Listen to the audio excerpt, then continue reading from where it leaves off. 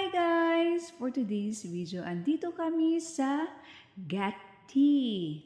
Dito lang yan guys sa Lacson Street, sa harap mismo ng Bob's Cafe. So ayan guys, pumasok na kami. Doon kami daw sa dulo uupo para walang disturbo kasi maingay kami guys. So ayan yung order namin na milk avocado tea. At saka yung overload nachos with pepperoni and sausage. Yan naman yung beef Hokkaido.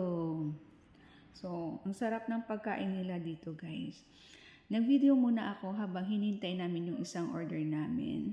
So, ayan. Kasama ko si Kevin, Marcel, Fitzy, at Olive. Loka-loka talaga si Olive. So, ayan guys. Titikman namin yung milk and avocado tea. Ang sarap ng milk and avocado tea nila guys. Malinamnam siya talaga. So, titikman naman natin yung overload nachos. Nasarapan si Olive sa overload nachos. Kasi masarap naman talaga yung overload nachos nila guys. Maraming sausage at saka pepperoni. So, ayan. Titikman na natin guys. Ayan. Na-enjoy ko talaga. Ang sarap. O, diba? Ang sarap dito ng pagkain dito sa Gatti.